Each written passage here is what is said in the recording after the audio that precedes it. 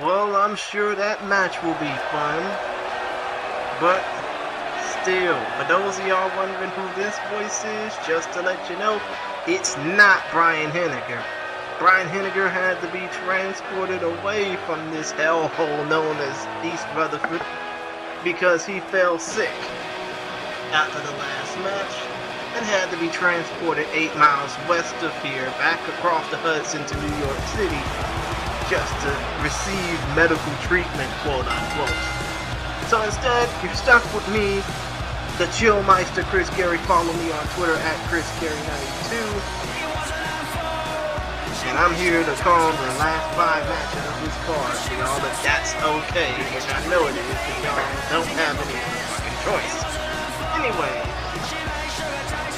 we got a hell of a match coming up between Aaron Omega and Al Cabrera. A little backstory on these two. Al had issues with Aaron's brother Joe Omega before Empire Wrestling's conquest. Joe Omega was Cruiserweight champion at the time during the Conquest Rumble, earning him the right to challenge for the Empire Wrestling World title. Shows me how much I know about this promotion. But Al decided to reveal that he has power to be a part owner and demanded that Joe defend the Cruiserweight title against Isaiah Ice, who was debuting at the time. However, he also declared that had he lost his Empire Wrestling World title shot, he'll be suspended for the rest of this season. He would lose that match, and Al would justify his action by saying it was strictly business. It was best for business. It was the right thing to do. Basically causing the old bait and switch, the old swerve, if you will. Joe, however, wouldn't stand for it and began interfering in all of Al Cabrera's matches. That was when Al confronted Mr. Omega. And then that's what led to Joe's brother Aaron debuting for this promotion. Aaron then challenged Al for a match at Empire Strikes Back, where if Aaron won, both Omegas would be, and I'm pretty sure these two guys are not related to Kenny Omega, by the way, who will be competing right after this contest. But still, here's the deal when it comes to this Hell in a Cell match. If Aaron Omega wins, both Omega brothers, Joe and Aaron, will be reinstated with the promotion, more specifically Joe, and both men will receive future Empire Wrestling Championship opportunities. However, and also Joe will receive a future match with Al. But however, if Al wins, the Omegas will be gone from Empire Wrestling forever. And of course, they made the little stipulation and agreed to it that this would be Hell in a Cell. So, that's how we got this match going on right about now. And as soon as the referee can get his ass in the ring and we can get this going, all hell will break loose, so to speak. As we see both men in the ring right now, the referee about ready to claim that bell, and here we go.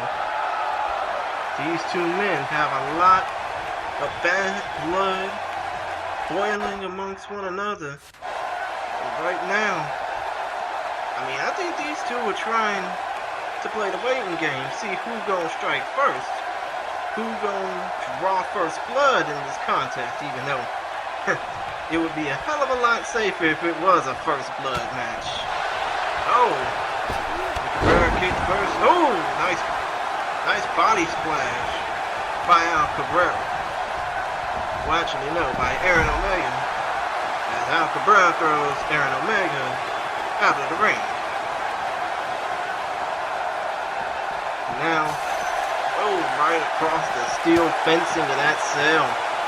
There's no rest for the weary. There's no give, no wear and tear in that cell. You just have to beat the hell out of your opponent. Hell, you can beat the hell out of your opponent. It's a no disqualification match, obviously. So, you can just throw the goddamn move right out the window. And I'm sorry for my cursing, but hey, it's New York. Why the hell not? I mean, plus I come from the XGWL, so yeah, my commentary style is a lot different than Brian Henniger, so to speak. Oh, and an inverted DDT by Al Cabrera. And then an elbow drop for good measure, and he kips right back up with the greatest of ease. And a little tauntage for good measure, but now he got to get right back in control. Oh, clothesline by Al Cabrera, and now Al Cabrera, what the hell is he doing? He's unloosening that turnbuckle. Who the fuck cares? It's no disqualification. I know. Oh, super kick by Aaron Omega. Oh, and a nice series of strikes by Aaron Omega. He is trying to rally himself back in this contest. But really, there ain't really nothing to rally about that. Oh, chop. Oh. Off that chop, a nice little drop kick. And, oh, another running drop kick by Al Cabrera. And he just basically chopped the Holy Ghost out. Oh, and speaking of, that damn turnbuckle probably make you want to scream for the Holy Ghost once it gets unwrapped and once that goes across your back. And oh, again. I'm surprised he's not getting whelps on that back right now for going into that turnbuckle like that. Uh-oh. Rolling cutter. Nope. Oh. Crucifix down neck breaker by Al Cabrera. Now Al Cabrera running the ropes. Clothesline. He needs to do a hell of a lot more damage in order to put Aaron Omega away. Aaron Omega back into that. Oh, what the hell is he trying to do? Is he trying to bump the ref? Oh, he's about to do more than just bump the ref. He just need him in the gut for getting in the way. And now, these two men are about to slug it out. Uh-oh. Woohoo! Nice move by Aaron Omega, but the referee ain't there to count anything. He's knocked out. And now, Payback is well, I'm gonna go ahead and say Payback's a bitch. And I think Al Cabrera just got treated like one. Getting thrown into that turnbuckle that was unwrapped by him. But now he's taking advantage, and now, whoop, inverted DDT. A reverse one this time. Now Al Cabrera, what's he going for here? Is he going to set him up for that last ride? Oh no, not even close. What's he trying to do here? He's trying to go for a powerbomb, but Aaron Omega is fighting out of it. And now Aaron Omega is throwing Al Cabrera. What the hell is he going to do here? Woohoo! Superman punch right into the steel fencing. Again, this set. This, I think, 30-foot by 30-foot cage gives no will. Gives nothing towards those who steps in it. This is why it's, as they say, the devil's favorite playground. Damn it. I mean, come on. No sane man or woman would want to step foot in this structure. I know I wouldn't. And I was once in a steel cage match before, okay? So I know what the hell to deal with when it comes down to matches like these. Or similar matches like these. Just ask a certain member of another promotion, a former owner of another promotion. They'll ask you, alright? Anyways, what the hell? Right through the fencing. With Al Cabrera spearing Aaron Omega. And now these two are on the outside, and who knows what the hell could happen. As right now, Al Cabrera is taking it to him like the Astros are going to take it to the Yankees in the Major League Baseball playoffs. And yes, in case you haven't known, I'm from Houston, homie. Better recognize. But still, Al Cabrera is making Aaron Omega recognize for a little bit before Al Cabrera gets a little taste of his own medicine. Aaron Omega is trying to fight back. He's trying to make some sense, but obviously to no avail, and now it's time to take it all the way a little up top, up to the tippy top of the cage, of this structure, of this, well, platform, I guess. I mean, I don't know if you want to call a 30-foot by 30-foot cage with a ceiling a platform as much as it is a death trap. I mean, I've seen people fall off of that cell and not feel the same again. So it doesn't really feel too good to get on top of that cell. It makes your hair stand up. It makes your pecs pop. It gives you goosebumps on the top of goosebumps on top of goosebumps. And now these two men are up on top of the cell. Oh, man. Something's about to go down. Maybe two people. Suplex by Al Cabrera. These two could go on top. I mean, these two could go over the cage or through it at this point. Uh-oh. Al Cabrera trying to... Oh! Drop kick by Aaron Omega for a little while, but Al Cabrera quickly takes advantage. Now Al Cabrera, what's he going for here? Another inverted backbreaker. Backbreaker by Al Cabrera. And now it seems like he could be... Oh! Super kick by Al Cabrera. The sure shot. I mean, my goodness, what's he going for here? Another backbreaker. Oh no, is it? Oh! Aaron Omega counters with an inverted tornado DDT on top of the steel structure. Uh-oh, package pile drive!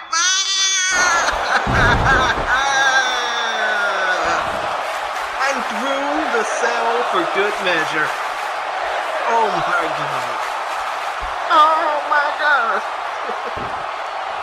I mean, seriously. This is why these matches are completely dangerous as Aaron Omega goes for the cover. 1, 2, and no. That was 2 and 99% after the hell that Al Cabrera just went through. But still, this is the reason why people say matches like these are package suplex, bitch. Oh my goodness. Package suplex driver, really, and the referee had all that time to wrap that turnbuckle back up. And now, he's about to give him what for? He's giving him soup blows. He's giving him punches and bunches. But Al Cabrera quickly bounces back. Oh, running forearm shot by Cabrera after taking that 30-foot plunge through the cage. Back into the ring, knee to the gut by Al Cabrera. And now, Cabrera throwing Omega into the corner. What's he going for here? Oh! A nice little move variation, and I think he's tasting crimson. Future shot DDT, and that should do it. No!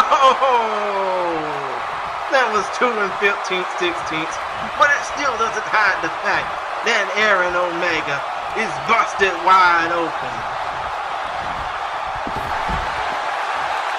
And obviously tasting crimson, no less. Don't ask where I got that pic. Don't ask where I got that quote from. You don't want to know. But still, this is why matches like these are held on the human anatomy. This is why matches like these rarely happen outside of certain promotions, outside of certain entities. This is the reason why I, myself, am probably more used to fighting in a steel cage rather than, or you know what, more crazy enough, I was once in an elimination chamber match, and that wasn't even dangerous, too dangerous compared to this. Oh! And again, now we got both men busted open. Now we got both men tasting crimson. And this hellacious battle, I mean, my goodness, when's it gonna end? And I'll tell you what, it ain't gonna end like that. Suplex through the paneling. And now both men are feeling kinda strange. Both men are just one step away, one move away from ending this match. But all these two men want to do right now is beat the living fuck out of each other. And I don't mind seeing that. I mean, I'm pretty sure these bloodthirsty fans in the swamp, yes, I'm saying it is the swamp. It's not New York City. You're in East Rutherford, New Jersey. So you're in the swamp. But I'm pretty sure these fans would love nothing less than to see two guys beat the hell out of each other. All 83,500 of them. And my goodness, now these two men, they're fighting up on that entrance ramp. And now, whoo, inverted suplex by Al Cabrera onto the end of the ramp. Near the steel, where if he would have failed, it would have done some serious damage to his lower extremities. Now these two men are fighting up on the top of the stage now, near the end of the, picturesque ramp, and now Omega, whoop, package suplex. Actually, no, that wasn't. I mean, to be honest, I don't know what type of suplex that was. All I know is that was brutal. As now, Al Cabrera thrown on top of the steel ramp, or the steelish part of the ramp, and now another suplex by Aaron Omega. Now Aaron Omega is climbing up that paneling, up that cage, up that fixture. What the hell could he be going for here? Don't do it, baby. What are you doing? Oh no. Don't tell me he's about to dive. Don't tell me! That dude crazy. That dude's justifiably crazy, and Al Cabrera's even crazier for no selling that.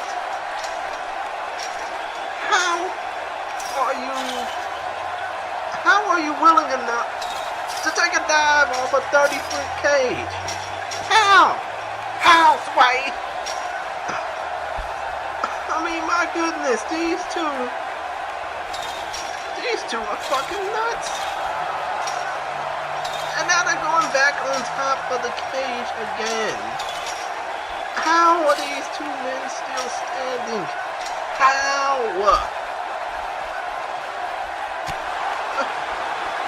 How are these two men still having the equilibrium, the brain power to even do something like this? Oh well, it doesn't matter. Inverted suplex.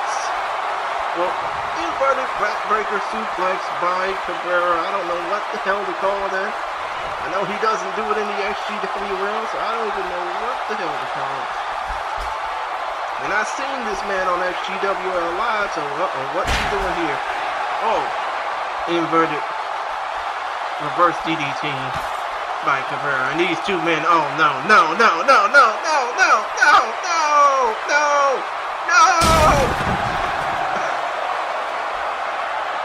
Oh my fucking God. He just powerbombed him. Oh, no, don't tell me. After taking a 30-foot powerbomb drop through the so-called unknown announce table, he's standing right back up and taking more punishment? Are you kidding me? How are these two men able to slam? And I think his impact broke both of the tables. Ugh. I mean, I would hate to be these two men's HMO doctors right about now, because the medical bill probably just skyrocketed for these two men after tonight. As Al Cabrera is trying to knock some sense back into Aaron Omega. Let's not forget here, if Aaron Omega wins this match, Joe will be reinstated. Both men will get Empire Wrestling title shots. And Al Cabrera is pretty much done with this company. But if Al Cabrera doesn't do anything stupid, he could end the Omega Brothers' future right here, right now. As long as neither of these two men don't do something batshit crazy. As right now, they're going back on top of the cell for the third time. What's going on? Why are they doing this? Tell me there's something wrong. Tell me there's not something wrong with these two men right now. Uh-oh. Another inverted suplex. Package soup. Well, actually, another suplex by Aaron Omega. What's he going for here? Is he going for... Oh, no. Trying to go for a power driver. Instead, gets flipped. Hopefully not off the set, which he didn't. And what's Al Cabrera going for here? These two men have already risked life and limb to tear into one another like a fresh kill right about now. Well, actually, throughout the entirety of this match, super kick by Al Cabrera. And I think this one is over. The end is nigh. Future shot DDT through the cage. 30-foot drop and all. And Aaron Omega's Empire Wrestling run is not over. And Al Cabrera's taking it out on the referee. What the fuck are you taking it out on him for? It's your damn fault that you didn't do any damage. Or that you didn't do enough damage. Another future shot DDT. Oh, what the hell? Countered. Falcon Arrow. Now, Omega. Suplex. Oh, lumbar check. That back ain't feeling too good. I know that for sure. Cover. 1, 2, 3. Oh, he was a fingertip away from reinstating his brother Joe and getting Empire Wrestling title shots for the both of them. But Al Cabrera. Oh, Enziguri. Enziguri by Aaron Omega. But he was just a fingertip away from accomplishing both him and his brother's destinies. But still, these two men are crazy. Oh, trying to go for a phenomenal forearm, instead it was a phenomenal flop. Aaron Omega is about to take advantage. What's he going for here? Oh, inverted neck breaker. Neck breaker. Now what's Aaron Omega going for here? Reverse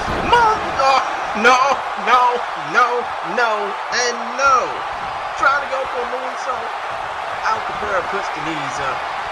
And I think the end is nigh. TKO. The detonator. Oh! And he didn't put too much boom in the detonator. I'm not even counting. I'm not even gonna. Ooh, neck breaker. Neck breaker. I'm not even gonna count to 3 or say, oh, you're getting the pin 1, 2, 3. I'm not gonna do it because these two men are just crazy enough to partake in the match. I'm just gonna wait until the ref rings the bell and this match will be over. But I know then and there that these two men and this crazy ride will be over, but it'll be all worth it. As Aaron Omega is basically knocking some sense into Al Cabrera right now. Kick to the gut. Clothesline into the corner. Clothesline standing up. And now Aaron Omega. What's he doing here? He's standing up. No, and actually he's looking at him. He's looking at him. He's stalking him. What he's going for here?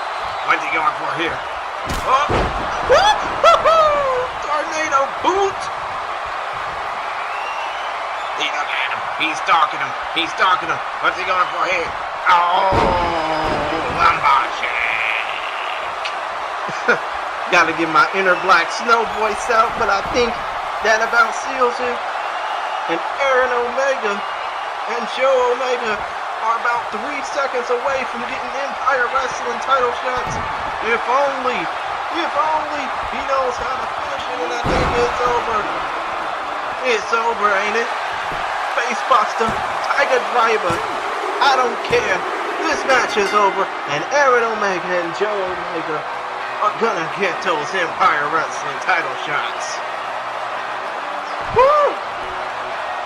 Wow. Simply, wow.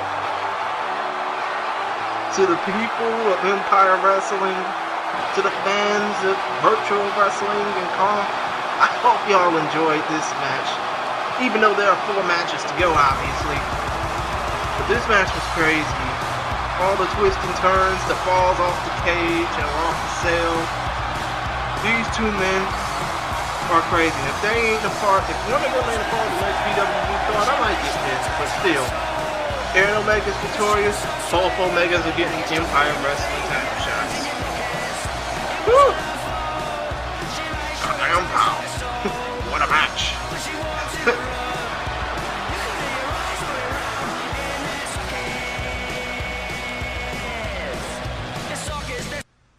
Up next on the docket, we got a match between 2 of wrestling's best bout machines, be it virtual or actual. As the cleaner, Kenny Omega, takes on the one and only Danny Jackpot. A little backstory behind these 2. These 2 started their Empire Wrestling careers at around the same time in a dual debut.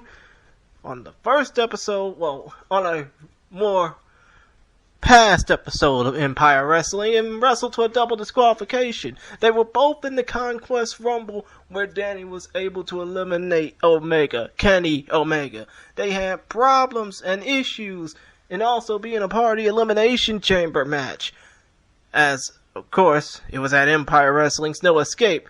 It really started to escalate when Danny called out Kenny for a match at this particular event.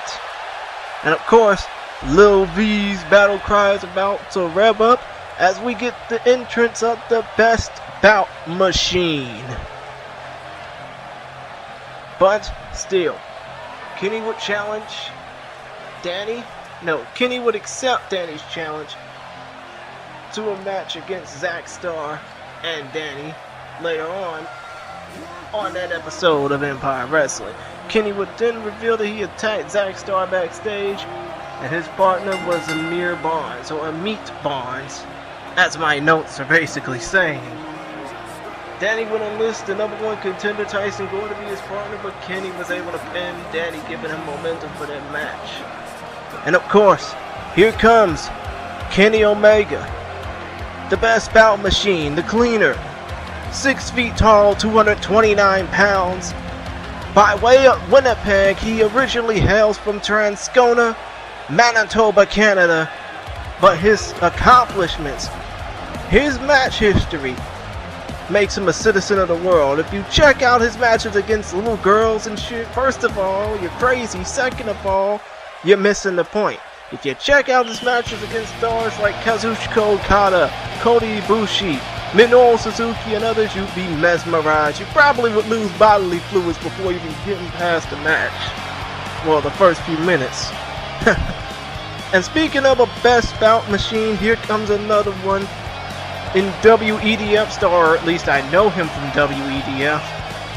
Danny Jackpot, 6'3", 218 pounds, age 36, from Chicago, Illinois, originally, but now residing in Milwaukee, Wisconsin. So basically, he's like another transplant of both of those 2 cities. But still, this match should be classic, as we got 2 of the best bout machines in wrestling going at it one-on-one. The referee rings the bell and we are underway.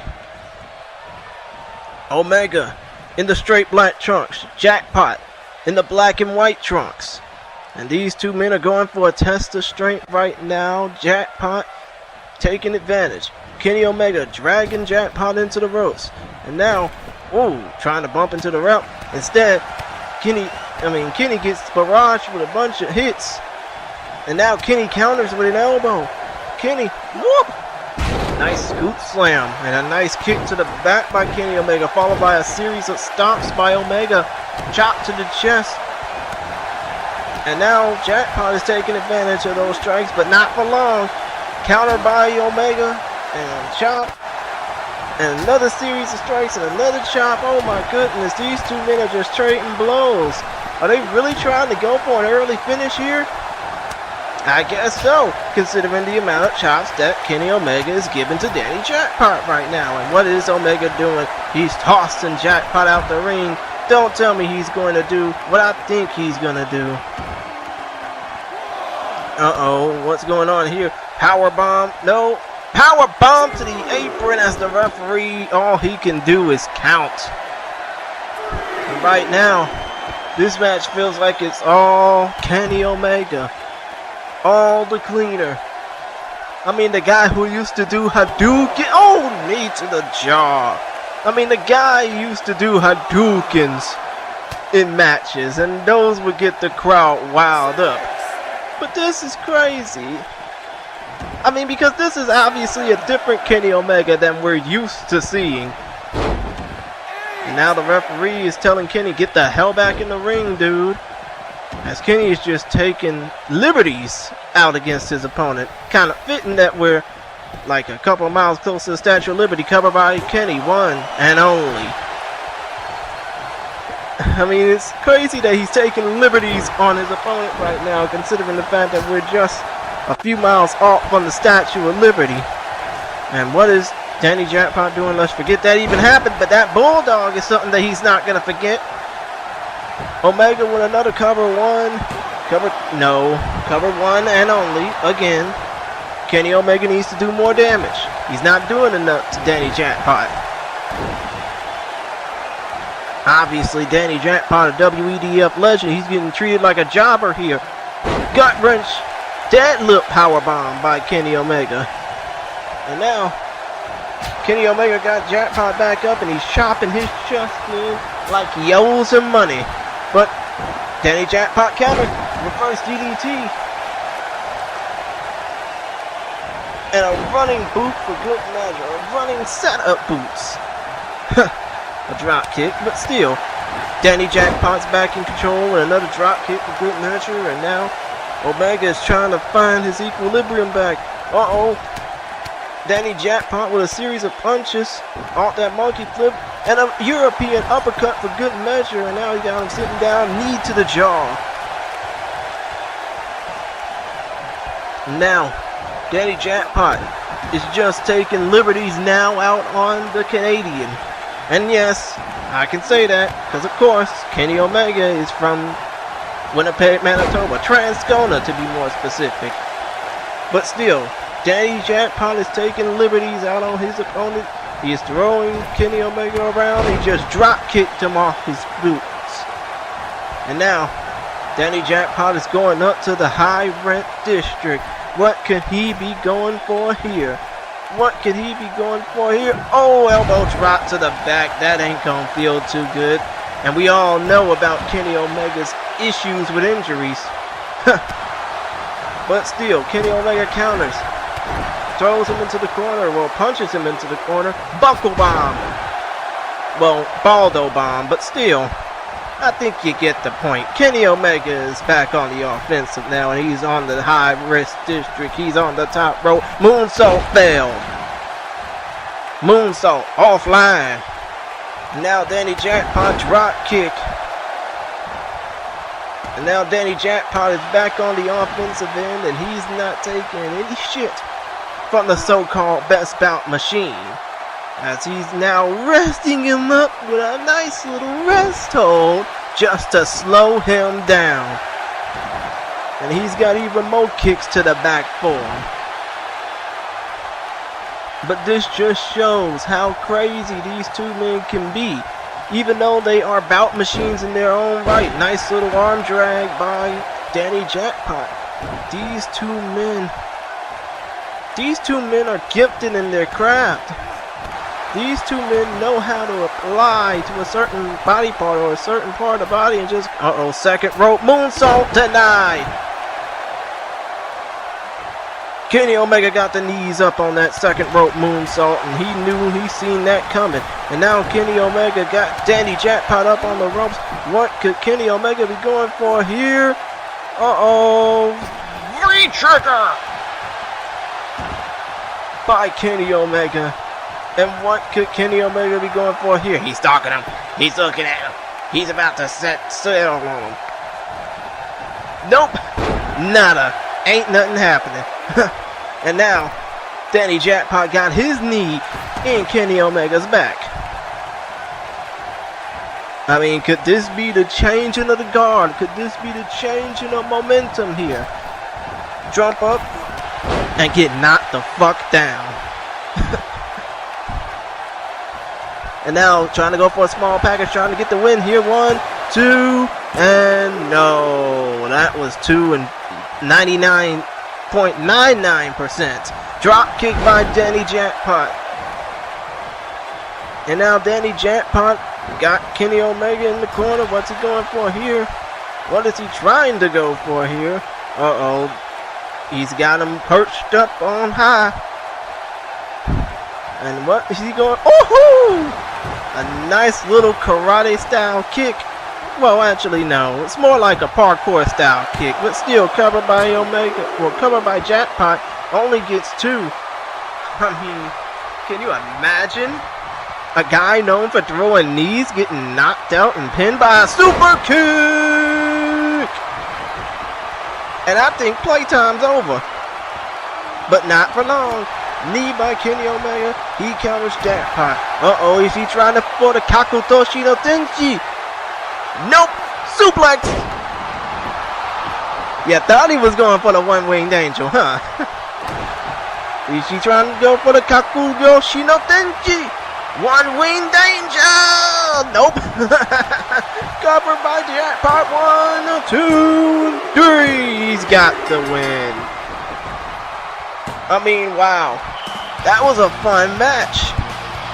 I mean, I really thought that after that little suplex, that famed electric chair drop German suplex that Kenny Omega did, he was really gonna end it all with the one-winged angel, but obviously, Danny Jackpot wasn't playing around.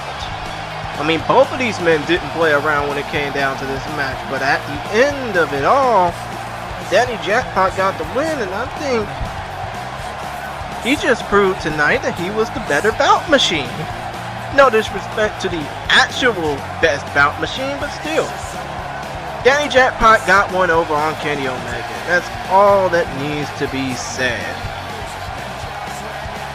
And obviously, Kenny is pissed. But who could blame him?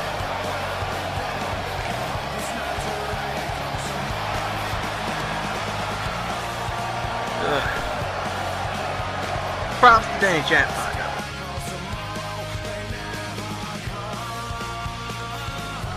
Up next, we got a spectacular 8-man tag team match as The Shield and Aleister Black will take on the Undisputed Era. Now, for starters, Aleister Black and Adam Cole have been having issues with most of this season. Adam Cole became the first Empire Wrestling United States Champion at the first Empire Wrestling CTV Empire Backlash. He defeated Baron Corbin when Bobby Fish and Kyle O'Reilly, aka Red Dragon, made their debuts, allowing Cole to win, which led to Corbin leaving Empire Wrestling. Cole would defend his title, DEFEND, against Empire Wrestling's Aleister Black at Empire Wrestling Fallout, and out comes The Shield as they make their way through this mass of humanity. All 83,500 asses are now out of those seats, waiting to greet The Shield with their filthy New Jersey hands. This makes me glad to be a Texan, because I wouldn't have the decency to do something like that.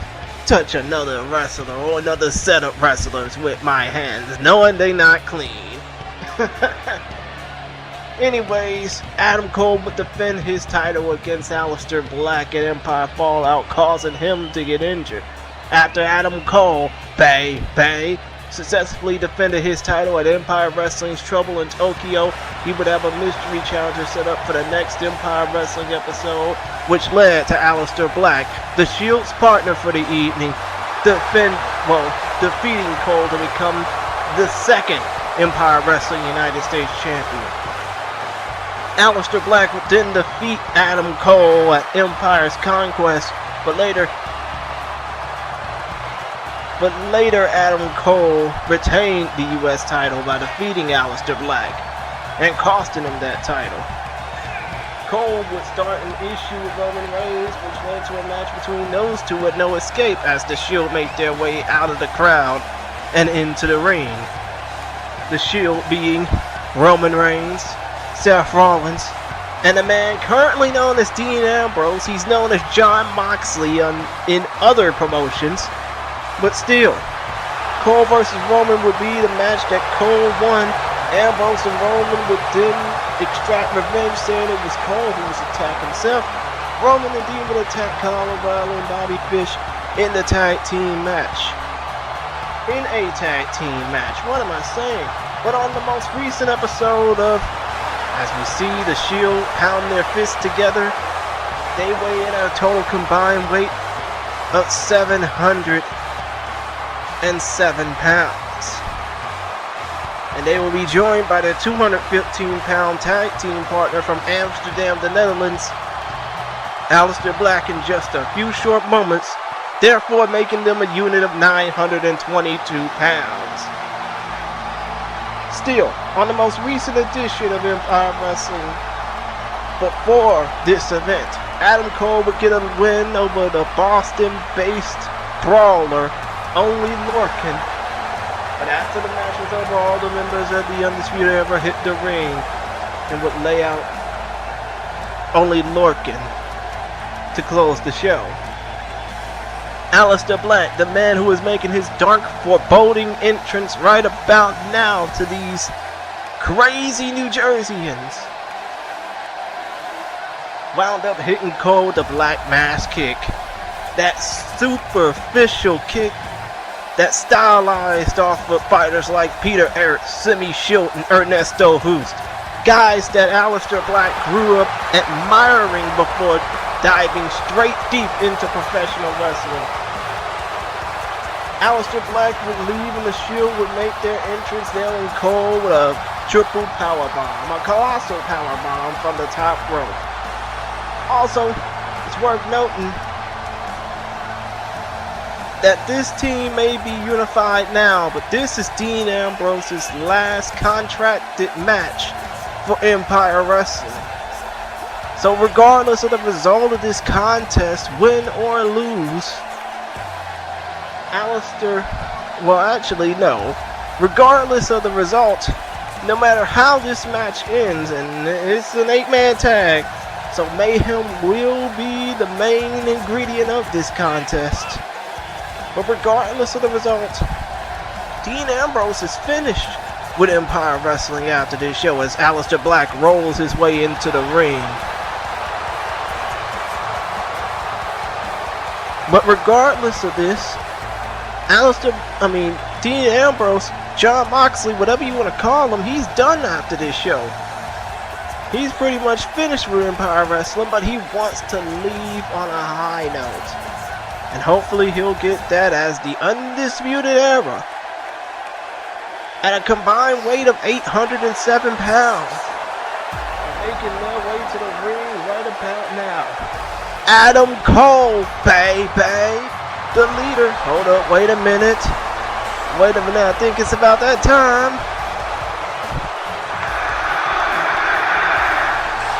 You heard it. But still, Adam Cole, the leader, from Panama City Beach, Florida. Kyle O'Reilly and Bobby Fish, the duo formerly known as Red Dragon. Bobby Fish, the former mixed martial artist from Albany County, New York.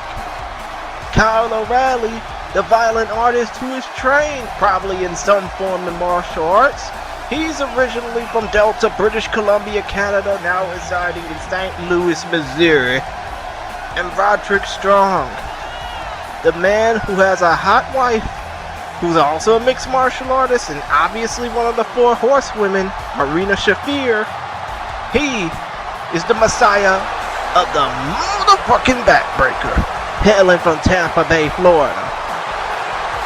As these 4 men have ran roughshod, not only in their respective careers and in stints with Ring of Honor, TNA, and Impact Wrestling.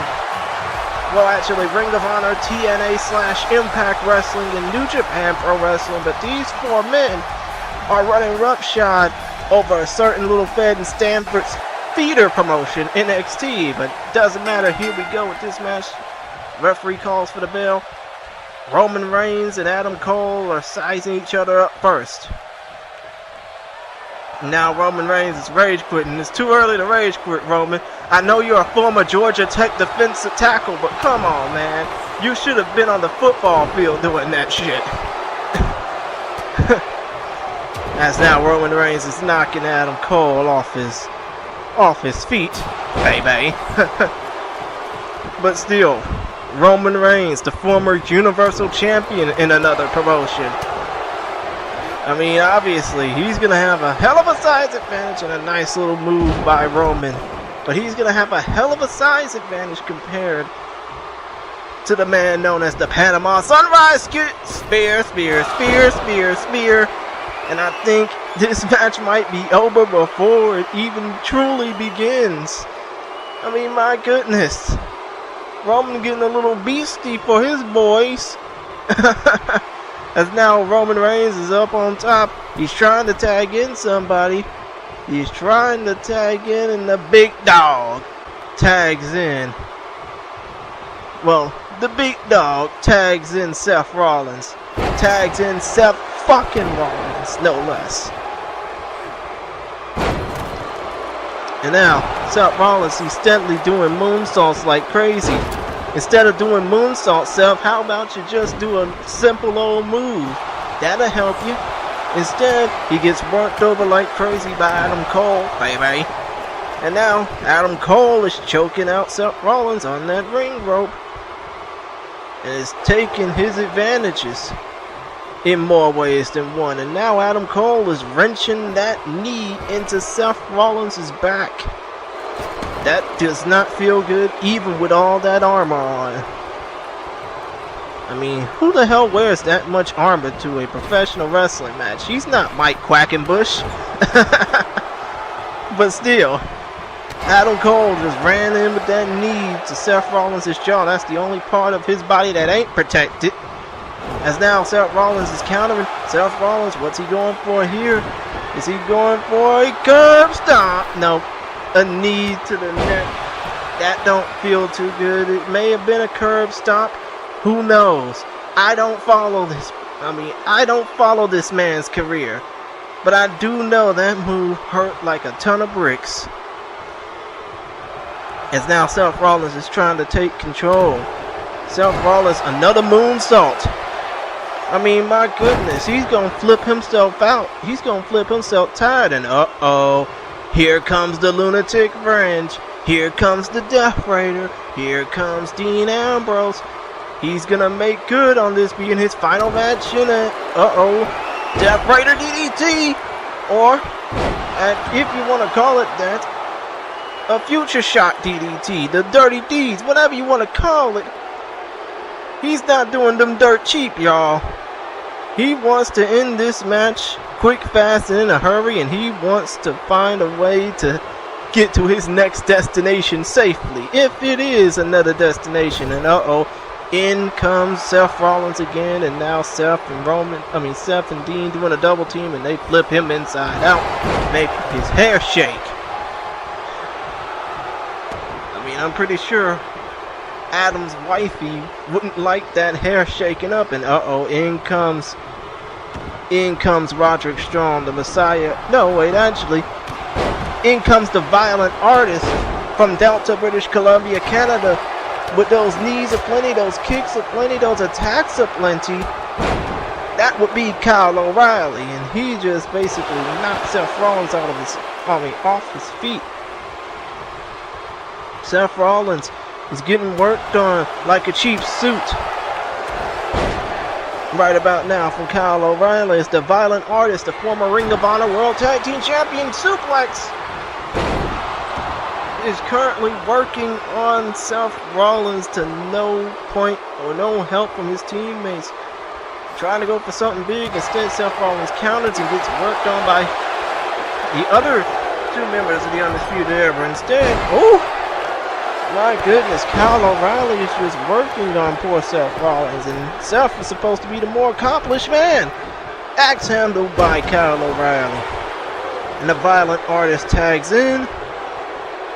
The former mixed martial artist from Albany County, New York, which is a stone's throw from the New Jersey area, Bobby Fish. Now Bobby Fish is working on Seth Rollins. I mean, my goodness, now Seth Rollins is working on Bobby Fish.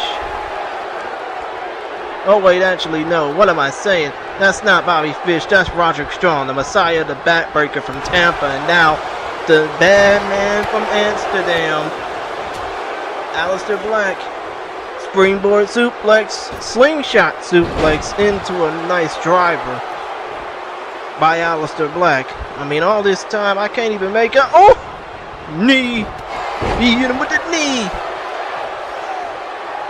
And now Aleister Black is working on the Messiah, the backbreaker. But obviously, Roderick Strong has other ideas. Roderick Strong suplex sit-out driver. And now, what is Roderick Strong going for here? Oh wait, he's not going for anything. He's gonna, no, what is he going for? Tag in somebody. If you want to get out the match, Roddy. Or you can get Black Masked, just like that. You can have your face caved in by an angry Dutchman that wants to take your head off. And speaking of, Aleister Black is about to do just that. Trying to take his head off, instead gets leg whipped. And now Roderick Strong, is he finally going to tag in somebody? Yes, he's tagging in Adam Cole, baby. Actually, he's tagging back in Adam Cole. But still, Aleister Black ain't taking no prisoners right about now. Just like that. A nice little suplex. And now he's knocking out all 4 members of the Undisputed Era. He's basically saying, hey motherfuckers, I can take all of y'all 4-on-1. How about it?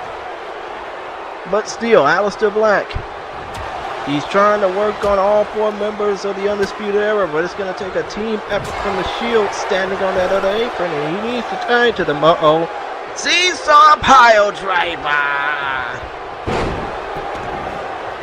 Now a cover 1 and only from Adam Cole.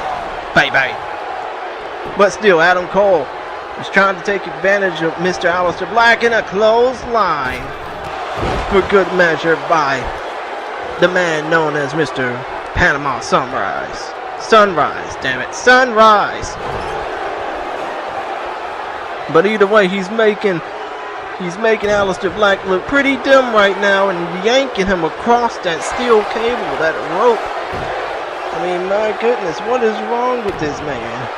Something ain't right. Oh no, that neck ain't feeling right. I mean, hadn't Aleister Black had enough issues with that neck throughout his career so far? And right now, oh, exploder suplex into the bottom 2 ropes by Aleister Black, and now Aleister Black just caved Adam Cole's face in. Bay. And now, Adam Cole is getting work. Uh-oh. Is this a soccer ball kick? No, he is lifting him up like a soccer ball and knocking him straight down on the mat with that nice swift kick. That Black Mass. I mean, pretty much, isn't every kick that Aleister Black does that isn't a knee a Black Mass kick? I mean, I think at this point, oh boy, anyway, cover 1 and only. And now all hell is breaking loose, but still. It's like every kick that Aleister Black does is basically a kick that's gonna send a Black Mass straight to your soul, so to speak. It's like every kick Aleister Black does is gonna send some type of message that you ain't long for this world, partner. And speaking of the kicks, there's several thousand kicks in a knee by Aleister Black, and now Aleister Black is tossing Adam Cole.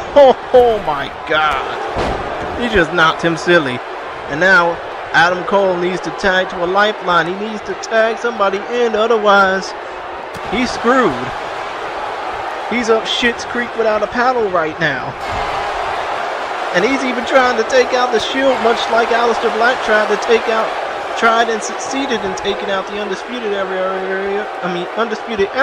but that didn't happen. Suplex, German suplex by the Dutchman.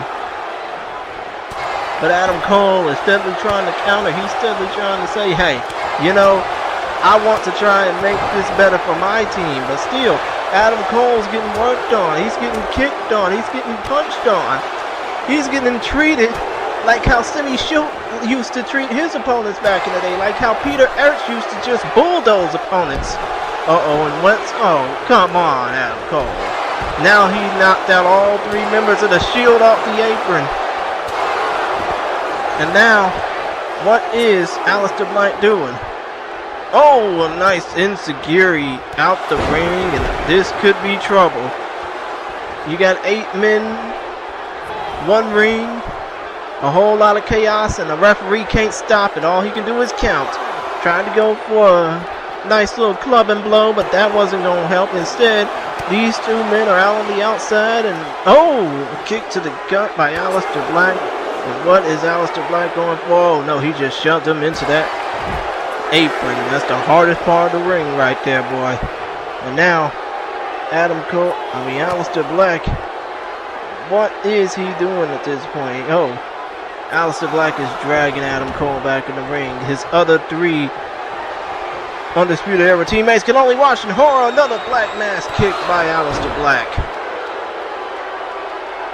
And I think the end is nigh for the Undisputed Era. The end is nigh pretty much for Adam Cole. And all the babies in the world can't stop him from the inevitable, but obviously the rep can, his intuition can, and he just kicked out at 1.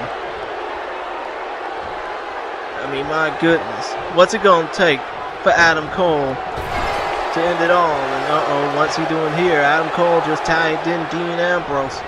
What's going on here? Running kick to the gut. Running kick to the mush. As Dean Ambrose had him in the front atomic drop position. I'm surprised his little babies didn't hurt. But still, the Lunatic Fringe now has Adam Cole in a position where he doesn't want to go.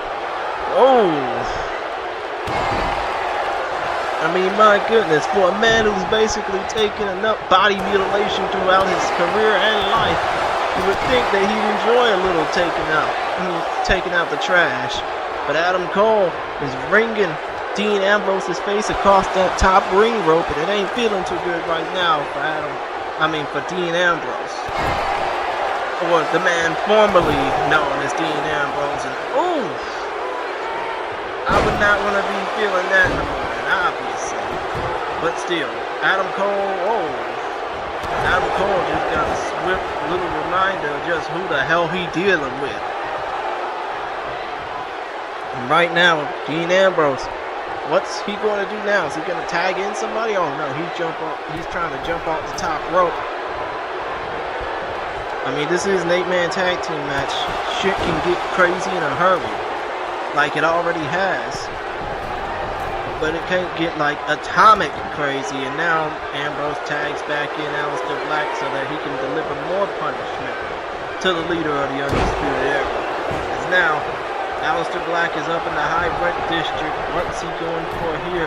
He's reversing. Moonsault failed. Knees up by Adam Cole. And what is Adam Cole going for now?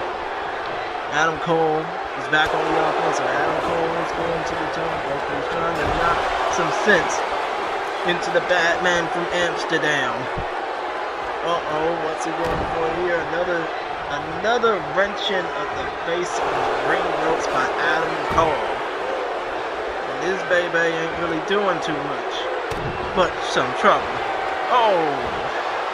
Another neck breaker onto that knee by Adam Cole. And I mean, my goodness, this dude is crazy right now. This dude is uncontained at the moment. This dude, he can't be stopped. Kick to the gut. What's he going for here? Panama Sunrise by Adam Cole.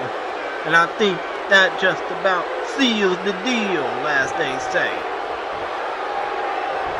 And now he punches all 3 members of the Shield off the apron just to secure the pin, just to make sure that he gets the pinfall, just to make sure that he can finish off Aleister Black with interest.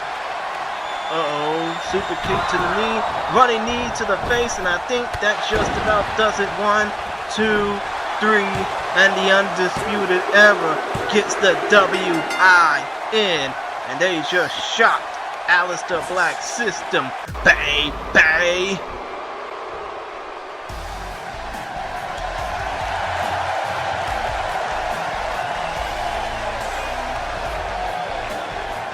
Wow.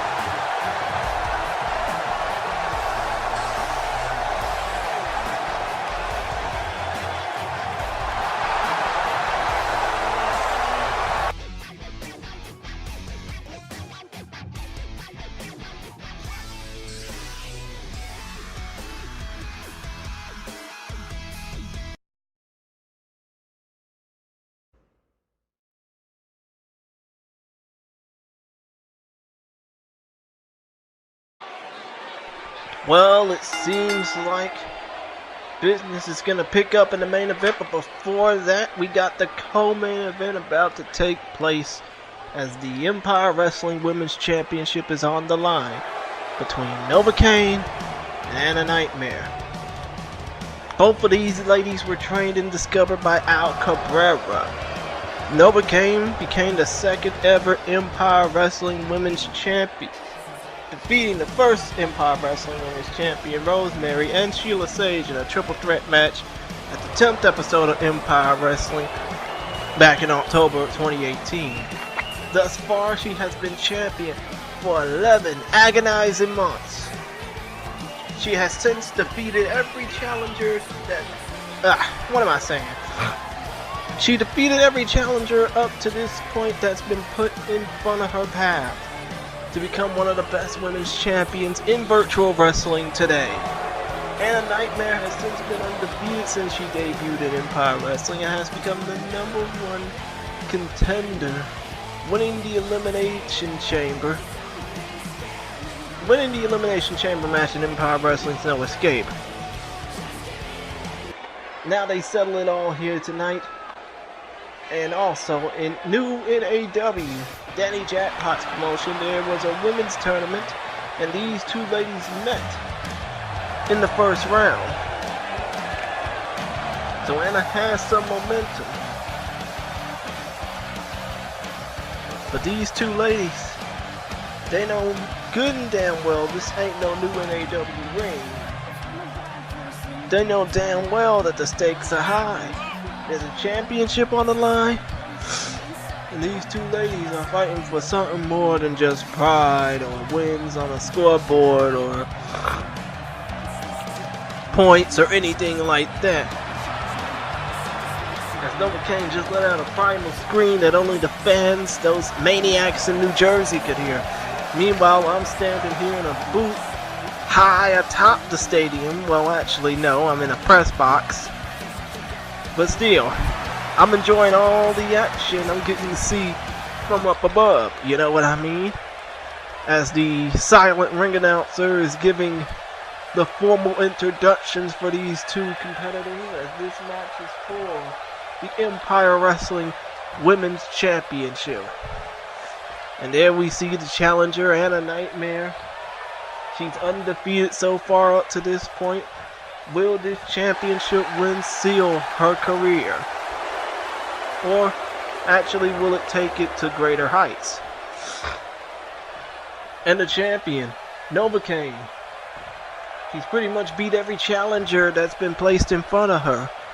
Will Anna Nightmare be no different? Will this tweener get dealt with like a badass kid? As Novocaine hands the title over to the referee, I forgot his name, I don't know these people. This is my first time commentating an Empire Wrestling show, so I thank the people that gave me this opportunity, but here we go. As these 2 ladies are about to get set to face off against each other one-on-one, referee rings the bell and we are underway. Uh-oh, and these two ladies are trying to get the crowd on their side, it seems. It seems like these two ladies think it's a popularity contest, when in actuality it's not. As Anna Nightmare is getting, well, she was getting worked on for a second. Instead, she's the one doing the working on, and let's forget that even happened. But let's not forget that happened. Novocaine with a nice little strike, like right there, an inverted strike. And what's going on here? Oh, trying to go for a tiger suplex instead. Honey, you gotta do something better than that. Instead of getting drop kicked flat on your ass. Still, obviously, women's matches are more than just certain body parts. These two women know how to mix things up with that knee to the gut that Anna Nightmare just gave Novocaine. Now, what is Anna Nightmare doing? Running drop kick. I guess that's what she was trying to do, but she failed 2 times in getting. And now she's telling all the fans who hate her to kiss her red. Blah. What am I saying? Nice drop, nice spinning wheel kick by Novocaine, but I think Anna Nightmare was trying to tell the folks to kiss her red velvet ass, and if they don't like what she's doing. Nice DDT through the ropes by Novocaine. I'm sorry, y'all. This is crazy right now. I'm going through a cold trying to do this match. Oh, drop kick by Anna Nightmare. What is Anna Nightmare trying to do to Novocaine right now? I understand. Yeah, she's undefeated. Nobody can't really test her. What is Novocaine trying to do? She just got... Oh! Well, let's just say going up on the top rope wasn't a good idea. Now, Anna Nightmare trying to go for a twisting Phoenix Splash. Well, actually a twisting spiral tap. Nothing doing. Neck breaker by Novocaine. Neck breaker. And now, oh, nice backsplash, coupled with a nice variation of it. Now, spine on the pine by Novocaine. Novocaine is trying to get up on the top rope, get up to the high rent district, but Anna Nightmare has other ideas. Not for long. Anna Nightmare trying to knock her off her perch. Anna Nightmare, what's she doing? The most overused move in wrestling. Not for long. Shove right off to the mat. And what is Novocaine trying to do to Anna Nightmare? Double knees to the collarbones. And now the referee can get some too. And what is Anna Nightmare? Oh, guillotine leg drop cover, but the referee is slow to the count. Do your job. 1, 2, 3. No. That was 2 88s. After all that chaos, Novocaine was about to retain her title. But still, suplex by Anna Nightmare. Now Anna Nightmare is getting right back up. She is trying to finish up Novocaine after that little sequence of chaos. And now Anna Nightmare, what's she doing here? She's trying to go and wrench. She's wrenching that hair. And now, oh, face buster without the sit out. Off the ropes, no less. Off the top rope, no less. And these women are only so tall they can barely get up to the top rope. And now, inverted net breaker. What's she doing? Oh, spinning inverted net breaker by Anna Nightmare. She could be the new women's champion by the time this is all said and done. Slapping the taste out of her mouth. Suplex by Anna Nightmare. And Novocaine. As if the suplex wasn't enough. Now she's trying to basically make way. Oh, trying to go for a spiral tap, instead gets all asphalt. All ground. Uh-oh, what's she doing? Oh! Nice German suplex variation by Novocaine. And now, all Anna Nightmare needs to do is get back up. All Anna Nightmare needs to do is try and get back up as the referee is still counting. I don't know what these two women were trying to go for. Let's just forget that even happened. But still, Anna Nightmare is throwing her up against that LED monitor board. And now, Anna Nightmare as the referee is stopping counts. And now, here we go. Phoenix Splash. Well, actually, Spiral Tap. Cover 1, cover 2, cover 3. No. Novocaine kicks out. And now Anna Nightmare is getting herself back up. Novocaine counters. Novocaine has Anna Nightmare up against the ropes. Novocaine trying to... Well, actually, I don't know what the hell they're trying to do. And now, inverted move by... what's she going? I think she just twisted her inside out. Covered by Anna Nightmare. Only gets a 2 count. Wow. I mean, this match only been going... Frog Splash doesn't get nothing but knees. But these two women have been going crazy. And we haven't even reached the 10-minute mark of this match yet. And an inverted cutter by Novocaine. And a nice Phoenix Splash type of maneuver. And Novocaine almost retains her title. Almost. But that only counts in horseshoes, hand grenades, and getting lucky. Of course, I wish I would know what getting lucky meant. Spinning heel kick by Novocaine. Novocaine picking up Anna Nightmare again. Elbows aplenty. And now what's she going for here? Running clothesline. And now wisely, Anna Nightmare rolls out the ring. The referee's counting, but nobody cares to hear what he guys say. What is Novocaine doing? I mean, shouldn't she be going out the ring? And that's why. Instead of going out the ring, she's not watching for her opponent. Now Anna Nightmare, she got kicked off her perch.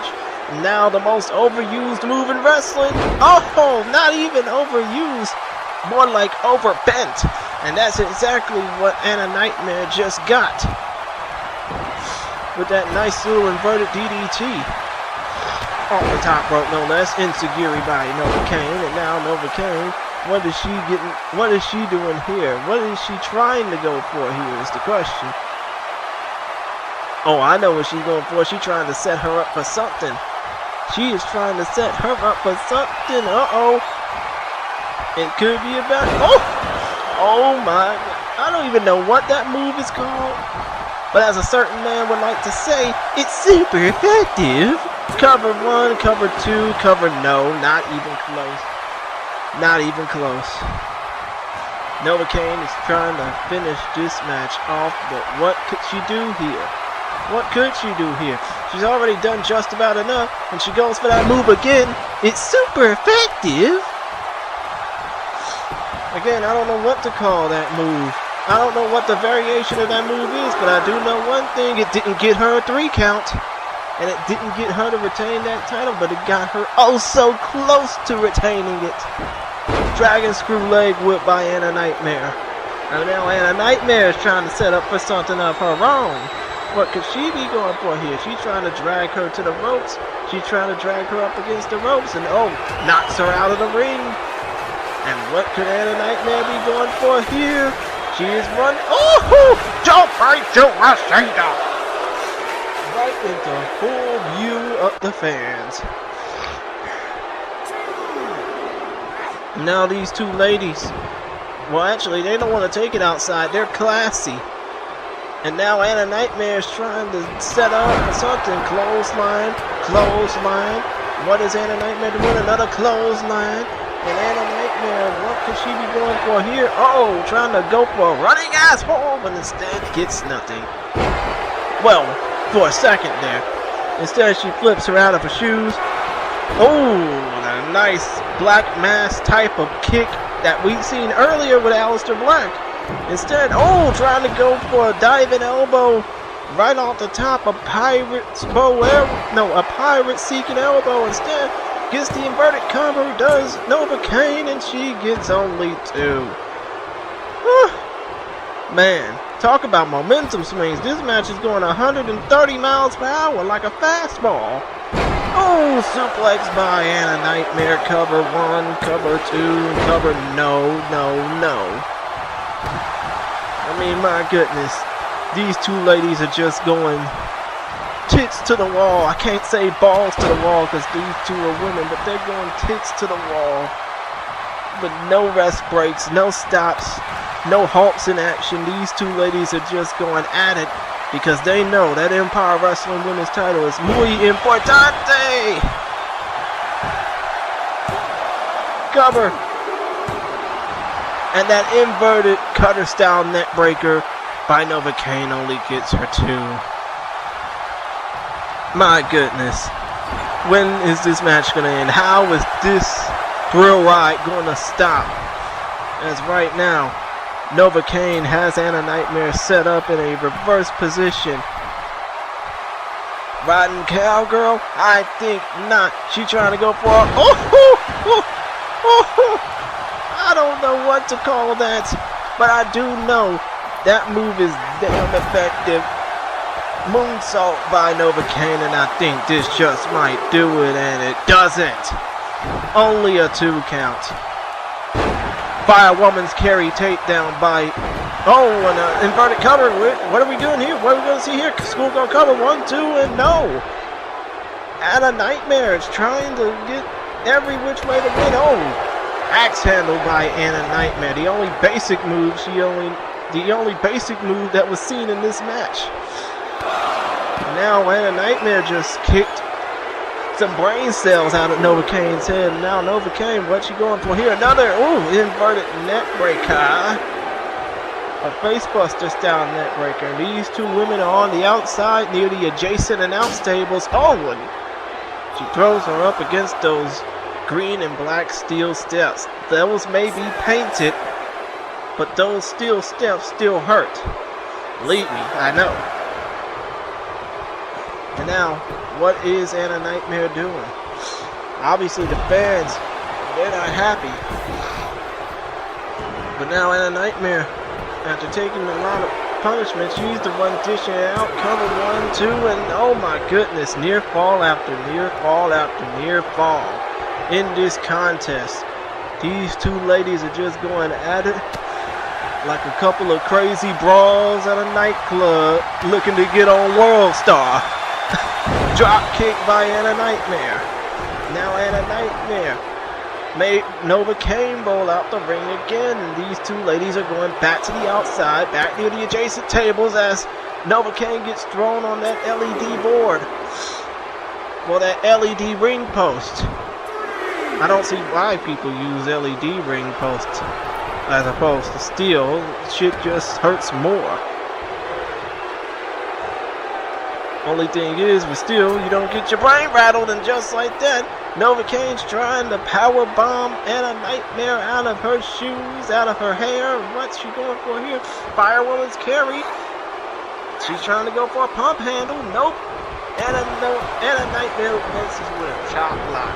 That'll cost you 15 yards in the NFL. Even more at a Jets or Giants game. Nothing here. Drop kick. What the hell was she trying to send? I mean, that airmail was sure intercepted, wasn't it? But still, Anna Nightmare got kicks and punches for days, and now Anna Nightmare is trying to finish off Novocaine. But still, Novocaine is trying to finish the match off herself. Novocaine, what's she going for here? A flying elbow, as if it was a forearm. And now, Novocaine is trying to finish her off.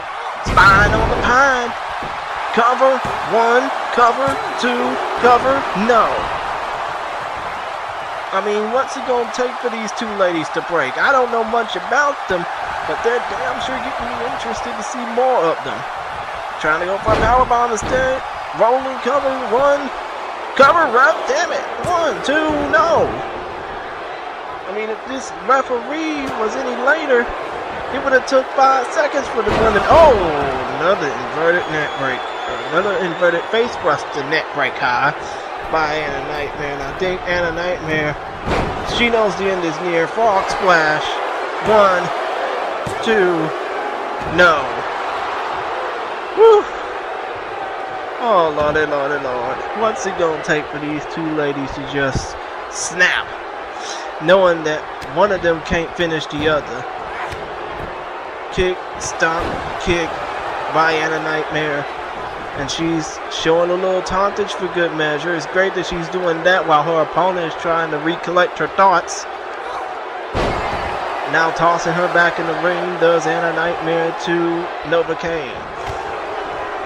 Novocaine with another kick, and another kick instead gets countered. Punch to the jaw by Anna Nightmare. Another punch, another clubbing blow.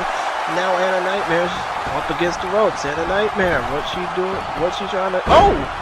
Trying to go for a pin. Instead gets kicked in her chest.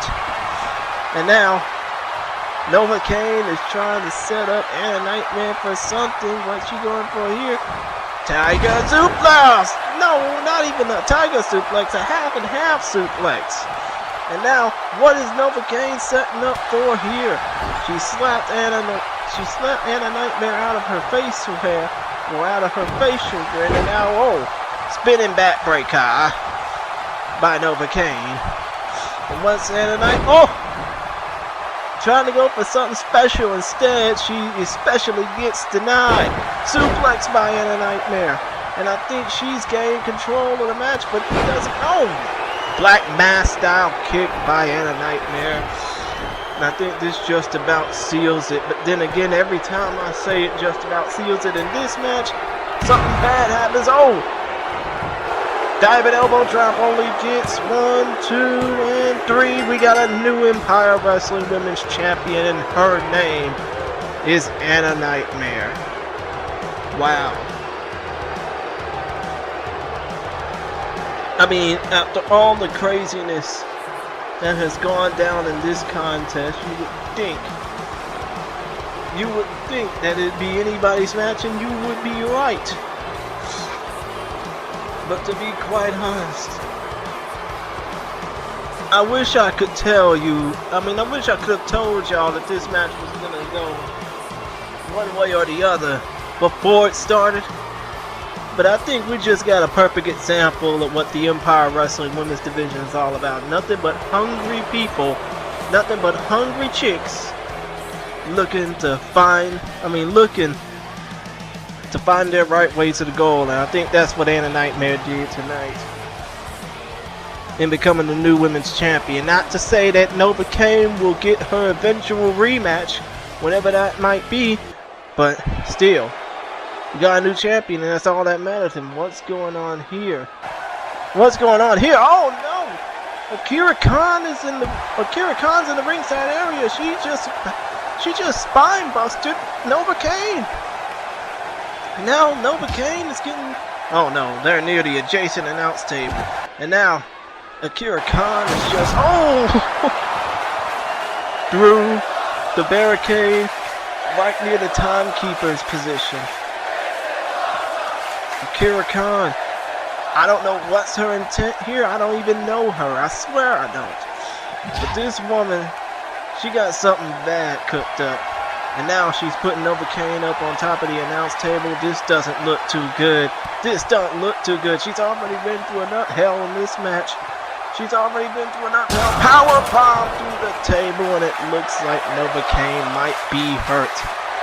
I don't know what Akira Khan was thinking, but maybe she wants a shot at the women's title too. But Novocaine's definitely gonna need some help. And oh, what's going on here? Athena Blight is in the ring, and she's attacking the new women's champion. She's trying to choke her out.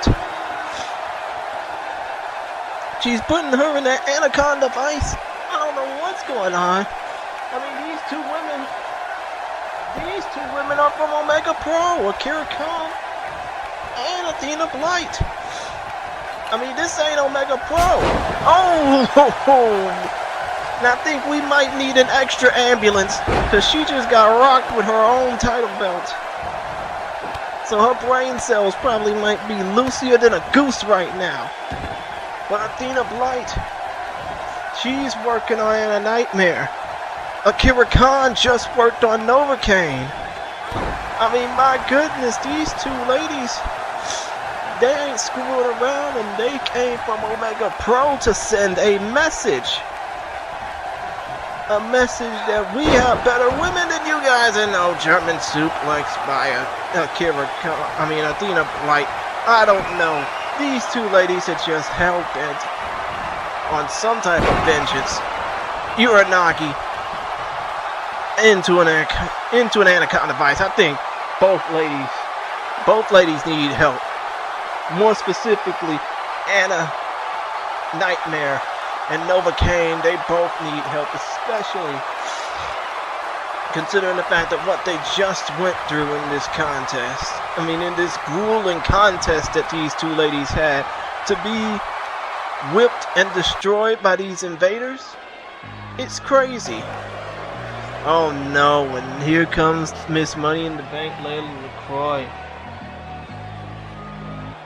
I mean, my goodness. Layla is cashing in her Money in the Bank. I mean, we just had a new champion. Do we really need to see any more shenanigans from this? And uh-oh. Layla LaCroix running elbow. I mean, her and her opponent, Novocaine, just got attacked. The last thing we need to see is something like this. DDT by Layla LaCroix, and I think that just about does it. Cover, 1, 2. Oh no, and Anna Nightmare still has some fight for somebody who just went through a grueling match. And what is the what is Layla LaCroix doing? What is Layla LaCroix doing other than letting Anna Nightmare basically try and get some confidence back in her? What is she doing? I mean, if this is supposed to be an official match, drop kick by Layla LaCroix. If this is an official match, why is she wasting her time? Uh-oh, what's she going for? You a backbreaker. A spinning side slam backbreaker by Layla LaCroix, but Anna Nightmare is fighting back. She is knowing that even though she went through hell in that previous match, and hell in the beatdown by Athena Blight. I mean, my goodness, these two ladies. Wow, I don't know what to say. Oh, inverted neck breaker by Anna Nightmare. That's the same move that helped her win the title seconds earlier. What is Anna Nightmare doing? Diving elbow drop, doesn't find a way home. Oh, a running drop kick by Layla LaCroix. What is Layla LaCroix's equilibrium super kick by Layla LaCroix? And I think this might set up the end. Running DDT. And that just about does it. As quickly as it happened, for the second time in the last few minutes, we got a new Empire Wrestling Women's Champion, and her name is Layla LaCroix. But you can blame and thank Athena Blight and Akira Khan for that. Those two broads from Omega Pro Wrestling, no good and doggone well they weren't supposed to be there. But they just caused a whole heap of hell in only the last few minutes. Yes, Layla LaCroix is the new Empire Wrestling Women's Champion, but at what cost? I mean, do you really want to start a war between Omega Pro and Empire Wrestling? Because I think that's exactly what Akira Khan and Athena Blight done. And again, both Novocaine and Anna Nightmare, they're gonna need to seek immediate medical help. Especially Novocaine, and she's still feeling it from that announce table. But still, we got a new Empire Wrestling Women's Champion, and her name is Layla LaCroix. Such shame. Such shame. Whew. I need a breather. I definitely need a breather. Well, ladies and gentlemen, I hope that Novocaine and Anna Nightmare do get the help they need because, of course, this is New York. I mean, there's like a great hospital on every corner. I mean, I wouldn't say too great, but still. Enough about all that. I hope they do get help, but right now, it's time for your Empire Wrestling Empire Strikes Back main event. And this is for the Empire Wrestling World Heavyweight Championship. First of all, a little backstory. Biff Andreas became the second ever Empire Wrestling World Champion by defeating the first World Champ Finn Balor at Empire Wrestling's Trouble in Tokyo last October. He's been champion ever since, for over or almost a year, defeating the likes of AJ Styles, Finn Balor, Adam Omega, and others inside the Elimination Chamber. Meanwhile, Tyson Gore, the man you see coming out right now, was the runner-up in the Conquest Rumble. But because of the Joe Omega suspension, the other runner-up, TJ Nicholson, it was decided by Empire Wrestling GM Shane O'Mac, the best in the world, with extra ovations. Shane McMahon to face each other and no escape with the winner facing off for the Empire Wrestling World Championship at this show. Al Cabrera used this win to put himself forward because, of course, being a power guy, he wanted to do that, and to make this match a triple threat match. But with Biff Andreas having already defeated Finn Balor, of course, Al Cabrera lost. Tyler Gore won his chance to challenge for the world title.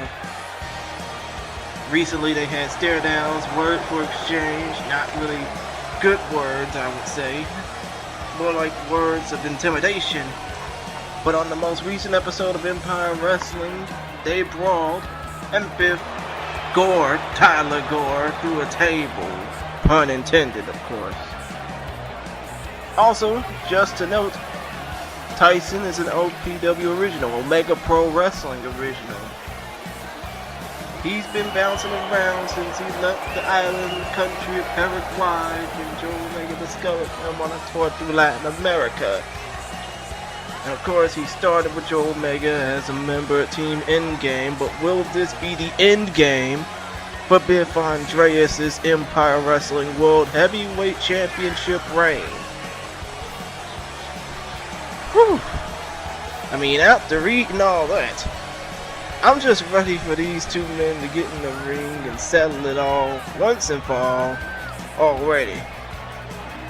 Because I mean, to be honest, I'm just about as hyped for this match as I was the last 4 matches I commentated and the last few matches, or the other matches that Brian Henniger commentated on. And props to him for, you know, doing commentary for the first half of the card. It was a long 3 hours, I'm sure. But I hope he gets the help that he needs too. As we see right now, Biff Andreas is in the ring holding that belt. We're only seconds away from getting this thing going.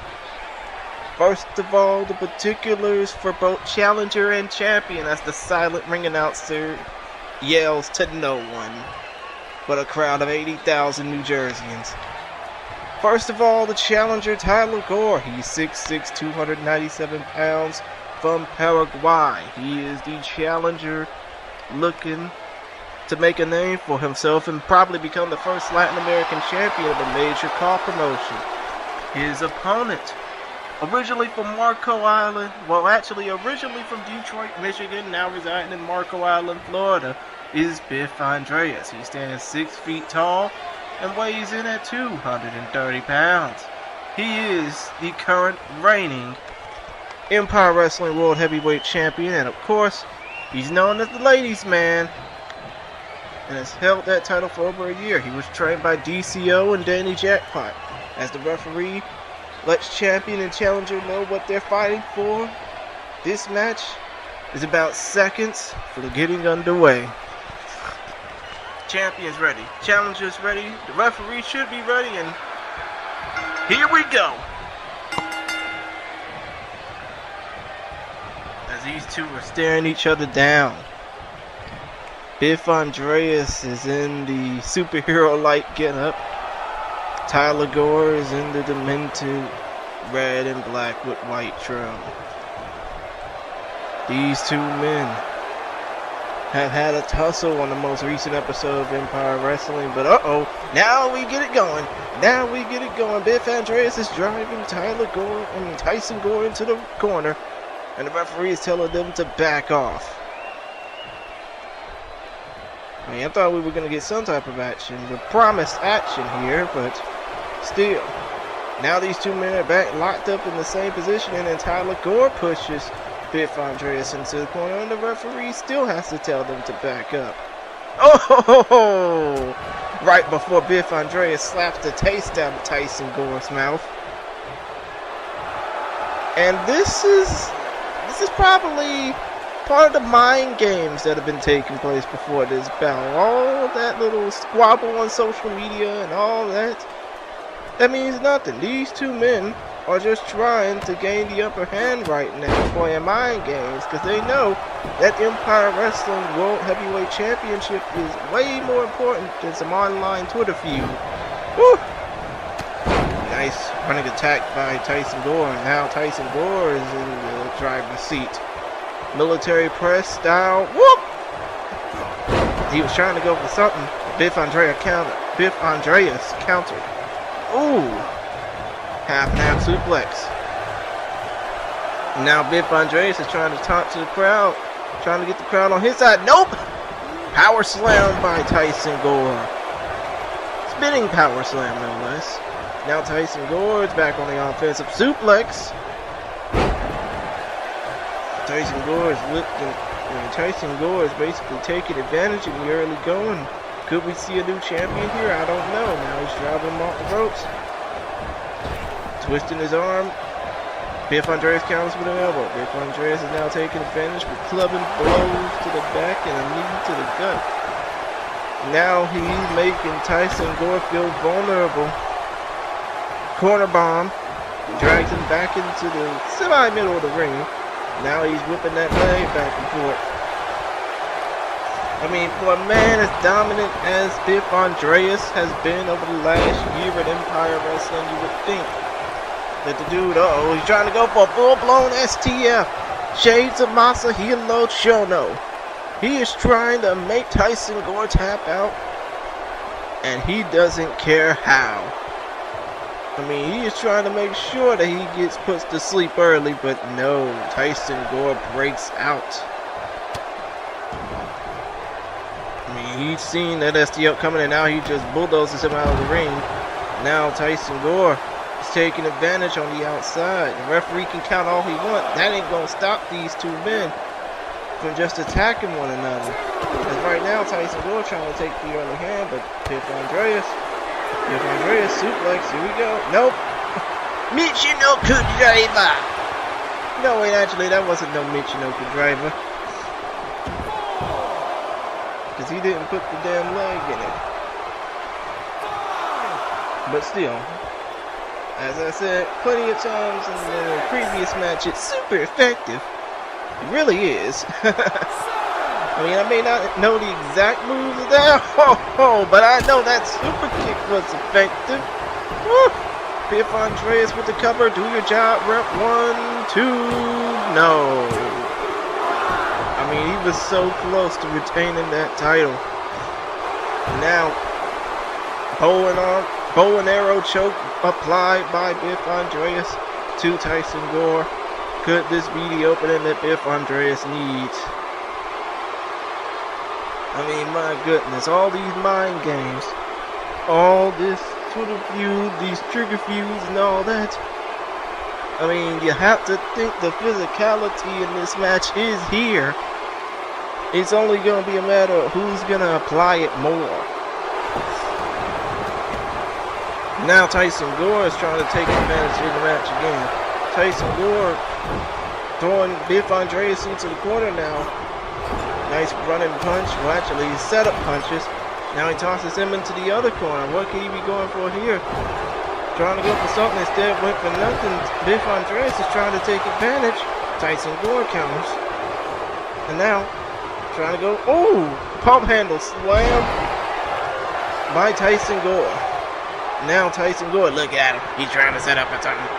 He's stalking him. He's stalking him. What's he going for? His spear, spear, spear, spear, spear. And now a cover by Tyson Gore. 1, 2, and no. Only gets 2. But that spear can rearrange some intestines, believe me.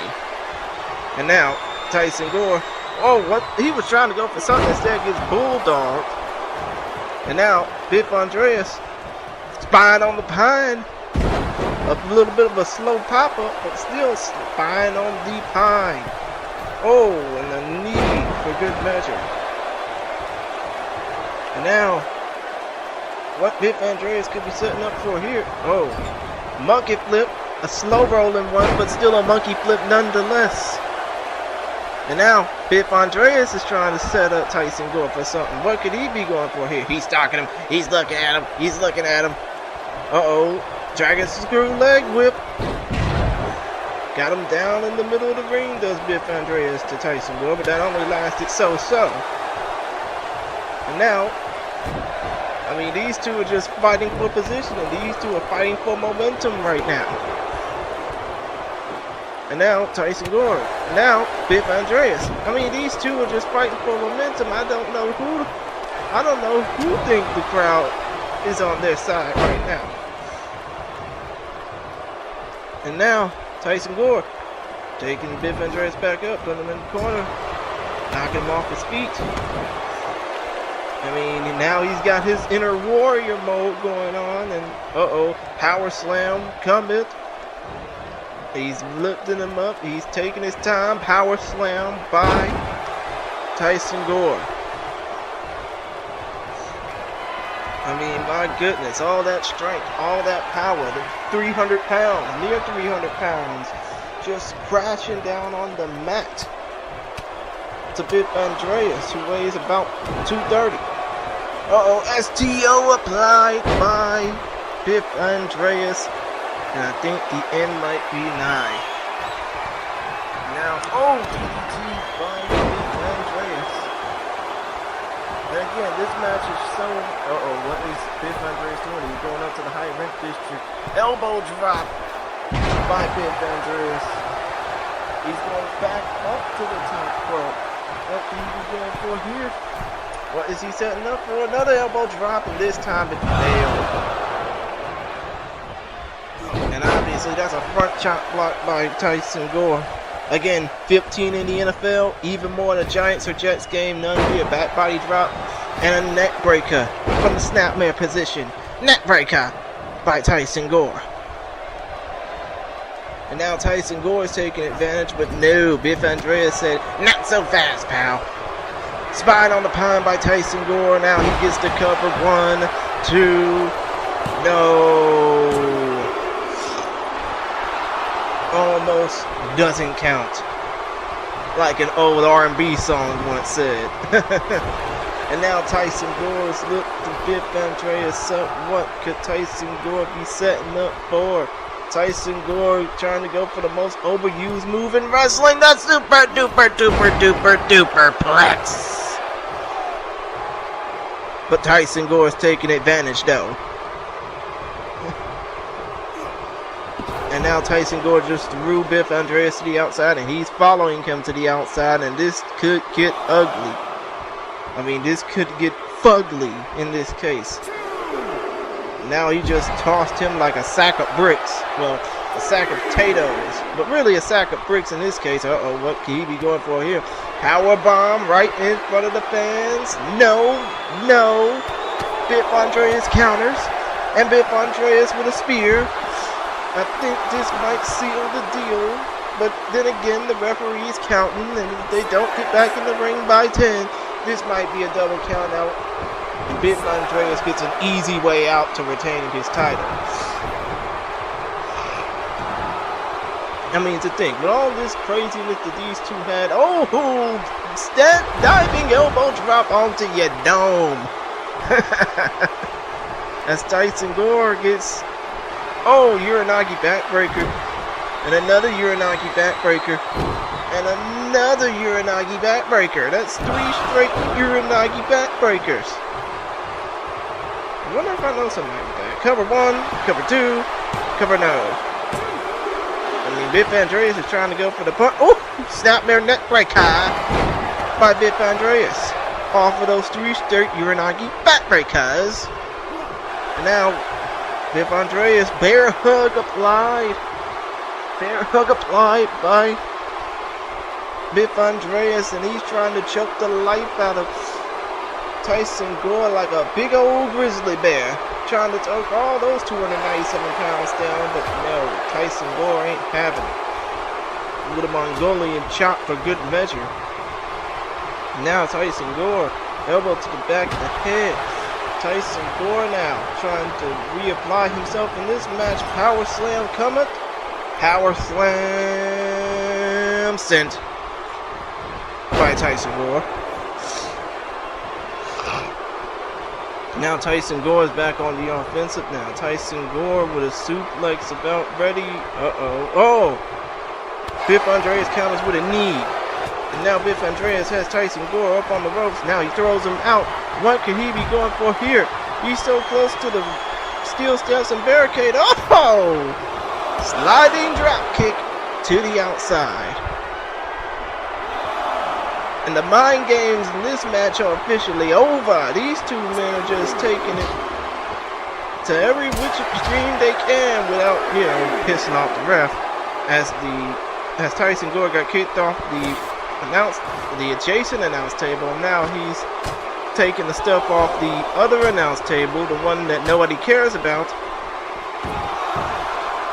What could Biff Andreas be going for here? The referee's up to 6. The referee's trying to go for something. Instead went for nothing. Tyson Gore running clothesline. And now Tyson Gore. Could he be the one putting Biff Andreas through that announce table? I spoke too soon. Biff Andreas is about to get put through that table. Power bomb through the table. Here we go. And boom. Impact sent. And the crowd is chanting, "This is awesome," because them 80,000 fans had a lot to cheer. These 83,000 plus fans had a lot to cheer for earlier tonight. And now they're getting their money's worth. Cover 1, 2, and no by Tyson Gore.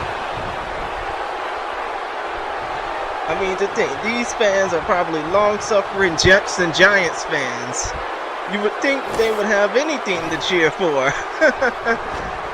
I think I probably see some Knicks fans in the crowd too. They know they desperate. Spear off the ropes. And now Biff Andreas is going to take advantage on the outside. Super kick by Biff Andreas, and now Biff Andreas is trying to throw Tyson Gore through the table, just like what he's done to him earlier. Powerbomb through the table. Nope. Doesn't get anything. Instead, powerbomb sharpshooter. Well, actually, powerbomb Boston Crab. I always get those two moves mixed up. I don't know. Biff Andreas is trying to take advantage and doing whatever he done to. Here we go. I think we're about to see a little deja vu happen. Or not. Suplex. And a nice maneuver right through the table.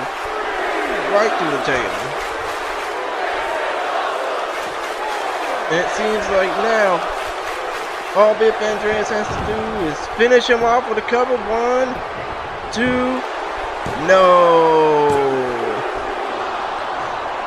All of that power, all of that determination, all of that will, and he only got a 2 count. My goodness. These two men have been going crazy since the opening bell. And the last chancery by Biff Andreas. I think this might be it. I think he's trying to choke the life out of Tyson Gore. But I think this is probably going to be the real turning point of this match. I think this is probably going to mean one of these two men is probably going to be, well, obviously Tyson Gore right now is in position of getting choked out. But no, he counters. He counters. He counters the last chance to reap from Biff Andreas, and now this match is continuing. Uh-oh. Power slam by Tyson Gore. What could he be setting up for here? What could the man from Paraguay do here? Trying to go for a suplex, instead gets blocked again by Biff Andreas' knee. And then he gets the taste slapped out of his mouth for good measure. And now Biff Andreas, uppercut. And he could be setting up for something here. Last chance, super kick! AKA the shadow step. Cover one, cover two, cover no. And I think this might set up the beginning of the end for Tyson Gore. Headbutt after yanking him by the hair. Knee. And another knee. And I think that Tyson Gore is busted wide open. He is tasting crimson. And now Biff Andreas is making sure the blood rains through. Blood rains through with those mounted punches. Not one set, but 2 sets of mounted punches and a stop for good measure. This man is sick, twisted, and sadistic. And now Biff Andreas, he's driving that boot to the head of the already busted open Tyson Gore. I mean, I don't see how this man, Tyson Gore, can take that much brutality. As he's taking sets of punches and chops right now by Biff Andreas. Shades of Kenta Kobashi. Actually, shades of Satoshi Kojima, but still, those chops hurt. Believe me, I know. And now, Biff Andreas, buckle bomb, yanking him out of the corner. Now Biff Andreas could be setting up for the beginning of the end. What could he be going for here? Kick to the gut. High-O drive? Nope. Nope, High-O driver here. Tyson Gore counters. Tyson Gore, spine on the pine. Spine buster, by the way. Now Tyson Gore could be setting up for something. Kick to the gut. Power bomb coming. No. Biff Andreas counters. And now Biff Andreas, what can he be going for here? Spine on the pine. Spine buster by Biff Andreas. Could this be the finishing blow? Could this set him up for something big? 450 splash! 450 splash by Biff Andreas.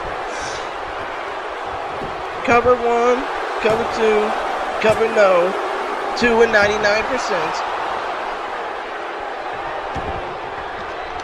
I mean, my goodness, these men have pulled out every single trick of the trade in this contest so far. Oh, DDT by Andreas.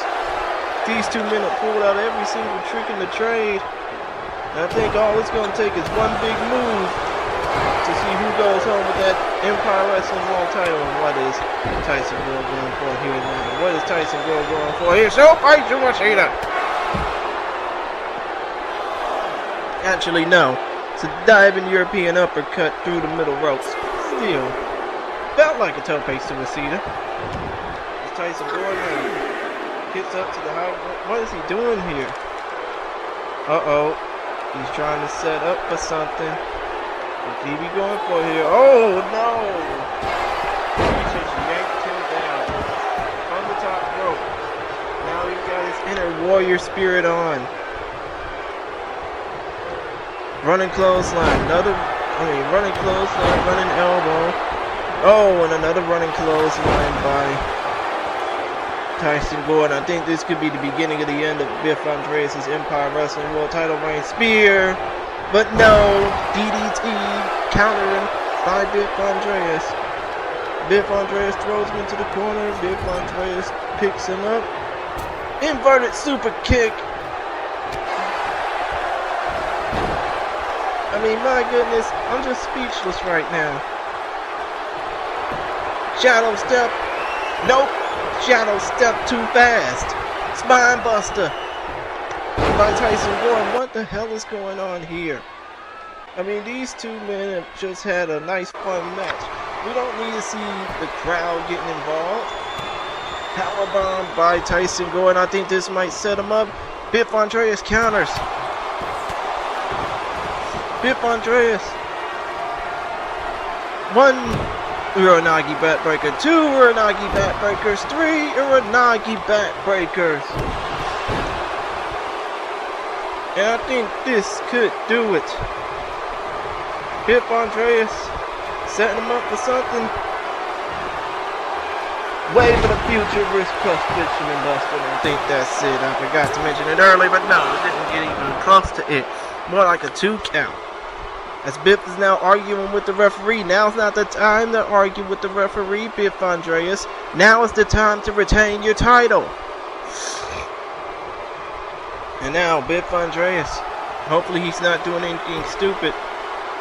Biff Andreas is trying to set up Tyson Gore for something, but we don't know what it is. Oh, shadow step too fast. Power bomb by Tyson Gore. Could this be the breaking point? Sit out power bomb by Tyson Gore. And I think that just about does it. 1, 2. No! We could have had a new champion right then and there. Instead, these two men are playing pretty much the ultimate game of chess right now. And all that's left is the king and queen. My goodness. Woo. Counter by Biff Andreas. Inverted net breaker by Biff Andreas. Net breaker. And now Biff Andreas is picking Tyson Gore back up. DDT. And now more mounted punches to that already busted open skull of Tyson Gore. And another set of mounted punches, like he wants the wound to open completely up. And now Biff Andreas, what could he be going for here? He's about to set him up for another shadow step. Step too fast.